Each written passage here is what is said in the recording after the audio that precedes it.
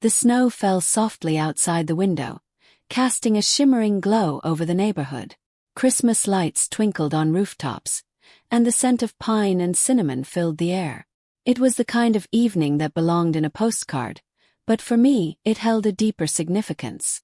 My son Andrew was coming home after his first year in the army. I busied myself in the kitchen preparing his favorite meal, a hearty roast with all the trimmings. The rhythmic sound of the knife slicing through vegetables was comforting, but underneath the calm my heart raced. I hadn't seen him in almost a year, and though we had spoken on the phone, it wasn't the same as having him here in the flesh. The clock ticked closer to his arrival. Every sound outside made me freeze, anticipation bubbling in my chest. Finally, I heard the crunch of tires on the driveway. I wiped my hands on a dish towel and hurried to the door, flinging it open before he even had a chance to knock.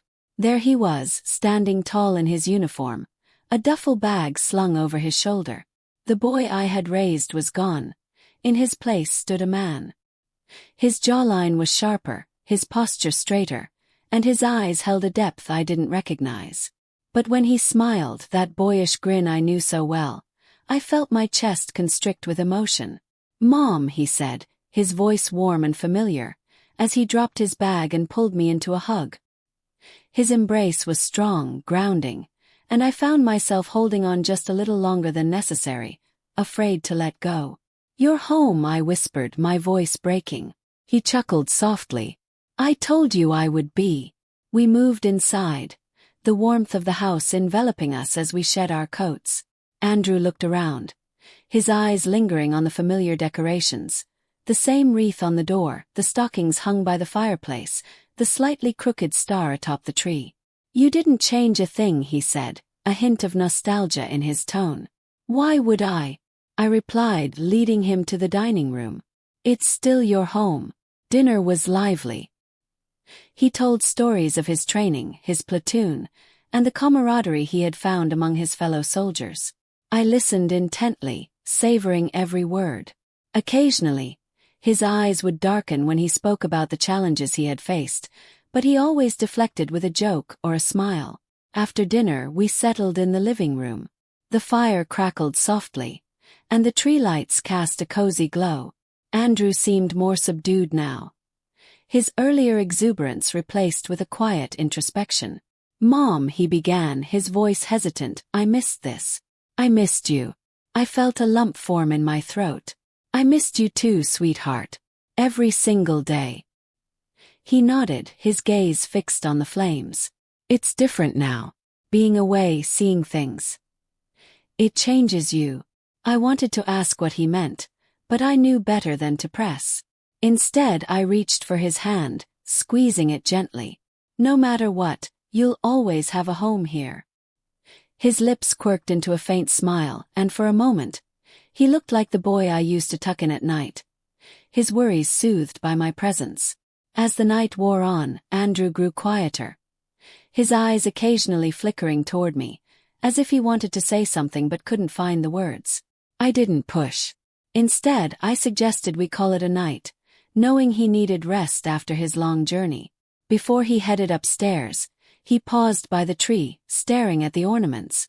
"You kept my handprint ornament," he said, his voice soft. "Of course I did," I replied, walking over to stand beside him. "You made it when you were 6. It's one of my most precious things." He touched the ornament gently, his fingers brushing against the small red handprint encased in clay. "It's funny," he said after a pause, "how some things stay the same even when everything else changes." I placed a hand on his shoulder, the fabric of his uniform rough beneath my palm. "Some things are meant to stay the same, Andrew. Like how much I love you." He turned to me then, his eyes glistening. "I love you too, Mom." That night, as I lay in bed, I couldn't help but think about the boy who had left and the man who had returned. There was so much he wasn't saying, so much I didn't know about his life now. But he was home, and for tonight that was enough. As the snow continued to fall outside, blanketing the world in a soft silence, I found myself praying for more moments like this, for laughter around the table, for the sound of his voice filling the house, and for the knowledge that no matter where life took him, He would always find his way back to me. This was Christmas, and he was home. And for the first time in a long while, my heart felt whole. The morning after Andrew's arrival, the house was filled with a comforting hum of activity. I woke early to the faint sounds of him moving about upstairs. His steps heavier than I remembered, but still familiar.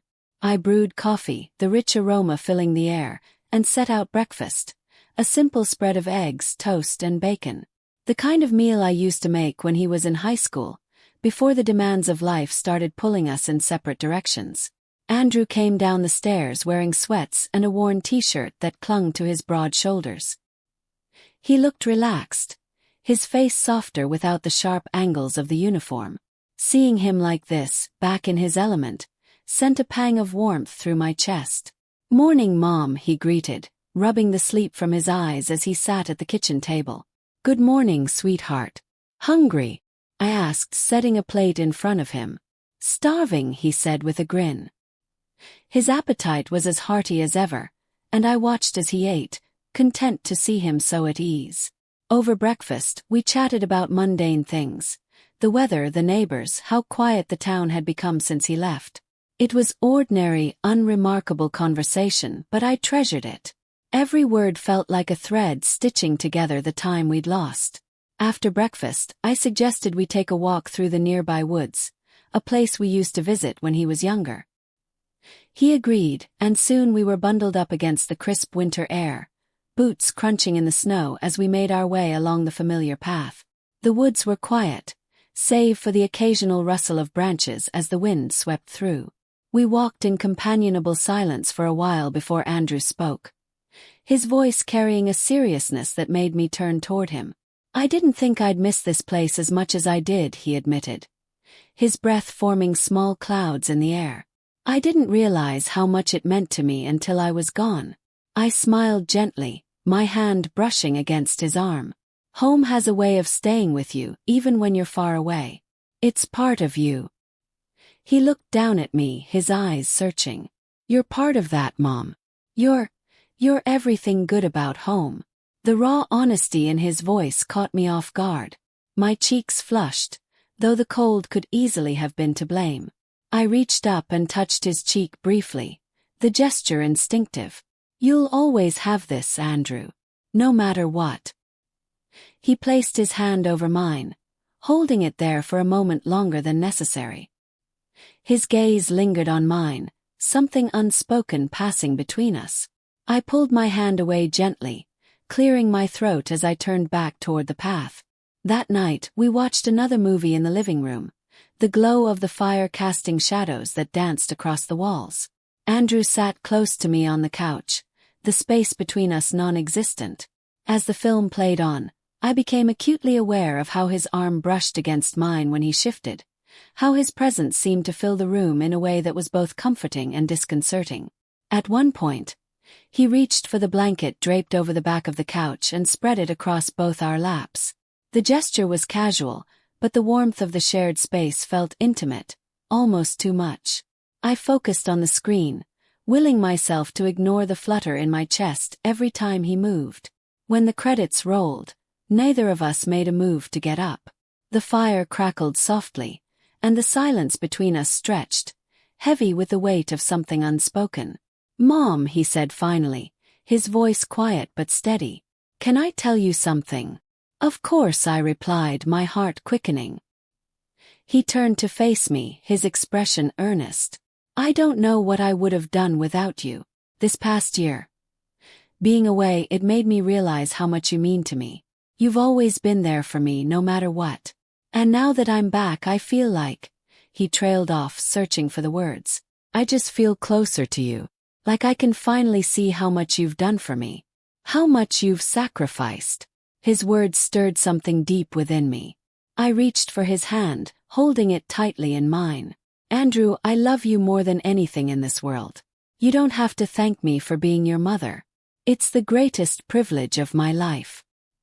He looked down at our joined hands, his thumb brushing against my knuckles. The simple touch sent a shiver up my spine, and I quickly withdrew, standing up and pretending to tidy the room to mask my unease. It's late, I said, my voice a little too bright. We should get some sleep. Andrew nodded, though his eyes lingered on me as I moved about the room. Good night, Mom, he said, his voice soft. Good night, sweetheart, I replied, avoiding his gaze. The next morning, the atmosphere between us felt different, charged. We avoided the closeness of the night before, keeping our conversations light and our movements careful. But despite the unspoken tension, I couldn't shake the way my heart quickened whenever he was near. In the afternoon, we decorated the Christmas tree together, a tradition we hadn't shared since he was a teenager. We laughed as we untangled lights and reminisced about old ornaments, the years melting away as we worked side by side. When the tree was finished, Andrew stepped back to admire our work. It's perfect, he said, turning to me with a smile. Just like you. The compliment caught me off guard, and I looked away, focusing on adjusting a ribbon. You're sweet, I said, my voice barely above a whisper. No, I mean it, he insisted, stepping closer. His hand rested on my shoulder, and I felt the warmth of his touch through the fabric of my sweater. You're amazing, Mom. I turned to face him, and for a moment, the world seemed to fade away. It was just us, standing in the glow of the Christmas lights, the boundaries between us blurring. His hand slid from my shoulder to my arm, lingering there as his eyes locked onto mine. Andrew, I said, my voice trembling. I know, he interrupted, his voice steady. I know this is different, but I can't help how I feel. I froze, my heart pounding as his words hung in the air. I didn't know what to say, how to respond to the intensity of his gaze, the weight of his confession. All I knew was that everything between us had changed, and there was no going back. The tension between us lingered long after Andrew's words that night. I carried them with me like a fragile glass ornament, something I dared not examine too closely for fear it might shatter. And yet, there was no denying it. His confession had opened a door I couldn't seem to close. In the days that followed, we slipped into an odd rhythm. Andrew stayed close, finding excuses to help around the house or spend time with me. Every shared moment felt charged, like the air just before a thunderstorm. It wasn't overt, but the way his hand brushed mine as he passed the plates at dinner, or the way his gaze lingered when he thought I wasn't looking, it was enough to make my breath catch. One snowy afternoon, we decided to bake cookies together, something we hadn't done since he was a child. The kitchen was warm, the scent of sugar and cinnamon wrapping around us as we worked. Andrew was at the counter, rolling dough, his strong hands steady and sure. I couldn't help but watch him, marveling at the man he had become. What? He asked, catching my gaze and grinning. Am I doing it wrong? I shook my head, embarrassed to have been caught staring. No, you're doing fine. Better than fine, actually. He smirked, a boyish charm lighting up his face. Well, I had a pretty great teacher. I laughed, brushing flour from my hands. Flattery will get you nowhere. Maybe, he said, stepping closer, his voice softening. But I mean it. You've always been amazing, Mom. The words hit me with a warmth I couldn't explain. He reached up and brushed a strand of hair from my face, his touch lingering just a moment too long. I felt my heart race as his eyes locked onto mine, the intensity in his gaze unmistakable. Andrew, I started, but my voice faltered. I know, he said, his tone filled with a quiet resolve. I know this is different, but I can't help how I feel. I turned away, focusing on the cookies as I tried to gather my thoughts. We shouldn't be having this conversation. Why not? He asked, his voice steady but gentle. We're just talking. There's nothing wrong with that. The air between us grew thick, heavy with unspoken words. I didn't trust myself to answer, so I busied myself with the task at hand, pretending his words hadn't struck a chord deep within me. That night, we found ourselves in the living room again, the fire crackling softly as the snow fell outside. Andrew had brought down a bottle of wine, something he claimed a friend had given him as a Christmas gift. I thought we could celebrate, he said, pouring us each a glass. What are we celebrating? I asked, taking a cautious sip. Being home, he replied simply, his smile warm. Being together. The wine was rich and smooth, and as we drank, the tension between us seemed to ease, replaced by a comfortable warmth. We talked about his time in the army, his hopes for the future, and the memories we shared from his childhood. The more we spoke, the more I felt the years melt away, as though we were just two people enjoying each other's company, free from the constraints of the world outside. As the bottle emptied, Andrew's mood grew quieter, more contemplative. He leaned back on the couch, his gaze fixed on the fire. "I used to dream about this," he admitted, his voice low. "Sitting here with you just like this. It kept me going when things got hard." I looked at him, my heart aching at the vulnerability in his words. "I missed you too, Andrew. More than I can say." He turned to me, his expression serious. "You're the only thing that's ever really felt like home to me. I don't know what I'd do without you." The room seemed to shrink as his words hung in the air, the firelight casting shadows that danced across his face. He reached for my hand, his touch sending a jolt of warmth through me. "Andrew," I said, my voice trembling, "we can't." "I know," he interrupted, his voice soft but firm. "I know it's not normal. But I can't pretend I don't feel this way." I pulled my hand away gently, standing to create some distance between us. "We need to be careful," I said, my heart pounding. "This, whatever this is, it's not right." He stood too, his presence towering yet not intimidating. "I'm not asking for anything, Mom. I need you to know how I feel." I swallowed hard, unsure how to respond. The weight of his words pressed against me, leaving me breathless. "You should get some rest," I said finally, my voice barely above a whisper. "It's been a long day." He hesitated, his gaze searching mine before nodding. "Good night, Mom."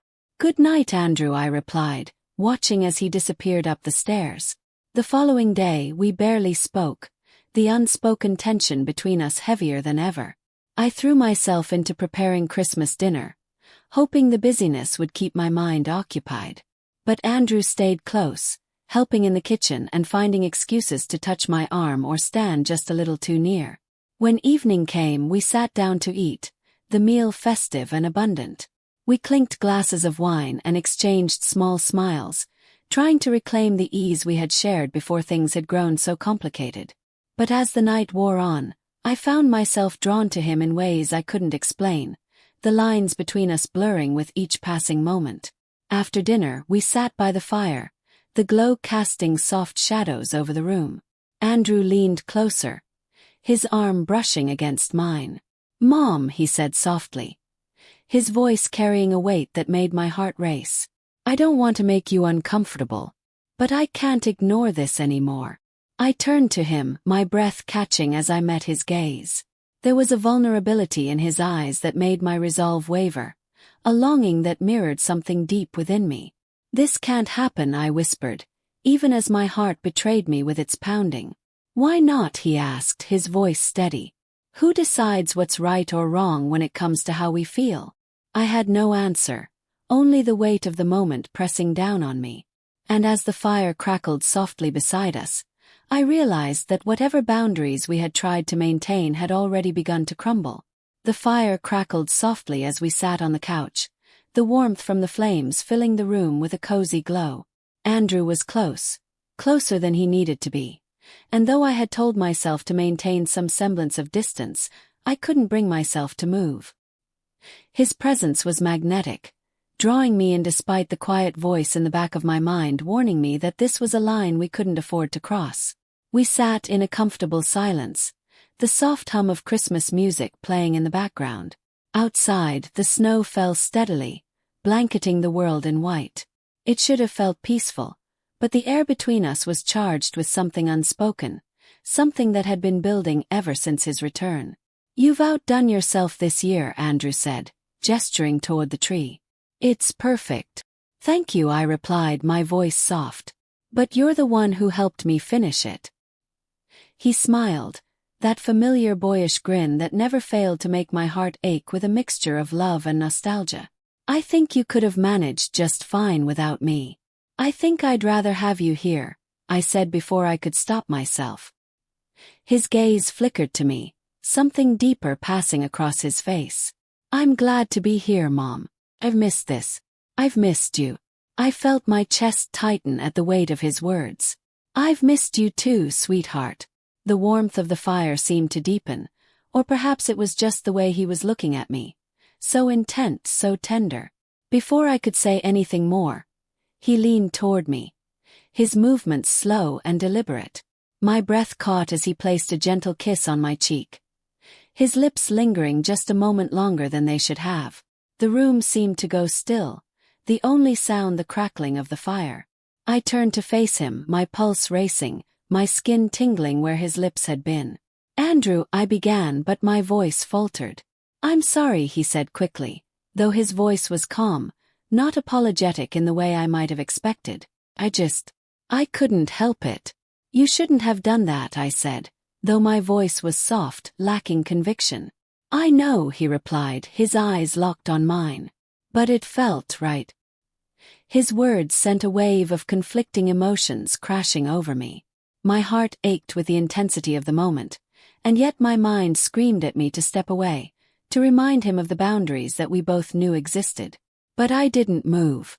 Instead, I sat there, my gaze fixed on his, the silence between us heavy with everything we weren't saying. That night, I lay in bed, staring at the ceiling as Andrew's kiss replayed in my mind. I touched my cheek absently, the memory of his warmth lingering like a ghost. It wasn't just the kiss itself.